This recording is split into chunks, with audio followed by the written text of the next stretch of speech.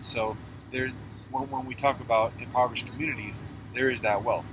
Now that's intangible. That might be a little bit kumbaya and idealistic for some people, but it's actually a very strong characteristic and a strong experience from which to build.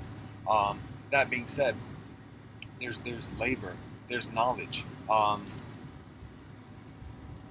There are there are people who are allies, quote unquote, comrades, supporters who have knowledge, and it only takes one individual who has knowledge to teach others. So we have the propensity to broaden our knowledge. We have access to the internet. We have access to information. We have access to know-how of systems and institutions to do what we need to do. So the knowledge and the information is available. It's simply a matter of applying it. Where the and this is me doing a lot of time. I didn't. You're Work, good. I didn't You're work good. that You're hard. I didn't. One of the things about where the rubber meets the road is land, and um, when talking about community, it's very necessary to talk about land and physicality and where people are living, where people are eating and sleeping, and where the food is grown and things like that.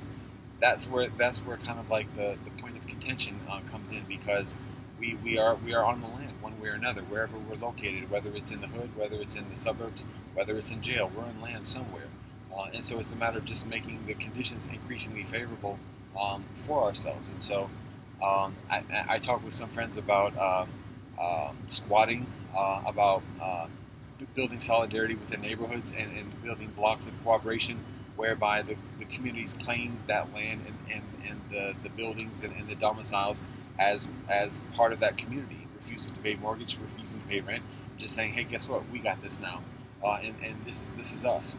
That's a radical step. A lot of people are uncomfortable with that, but that we have that opportunity. That power exists within us.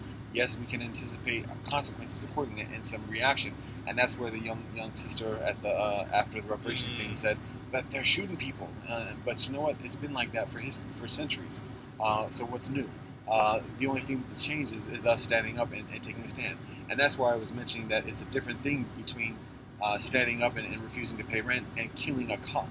People like the general public and the international community can get behind establishing an oppressed people and an oppressed community standing up and saying we're not taking anymore, we're going to assert ourselves and claim this land as ours. I also mentioned that it's appropriate to work with the native people, get approval, and make arrangements accordingly, and with due respect for that. But standing up and saying this is our community, we're standing up, we're going to be peaceful, we're going to be loving and cooperative, loving, but we're not going to we're going to refuse and resist acquiescing to the established claims of convention and oppression. So it's a completely different action than going out and killing cops or going out and killing anybody. It is an action that the international community can get behind compared to assassinating anyone else or anything else like that, because that doesn't resonate with the international community as much as the international community recognizes and supports the cause. The violent action is not doing any better. It's a matter of being increasingly righteous. So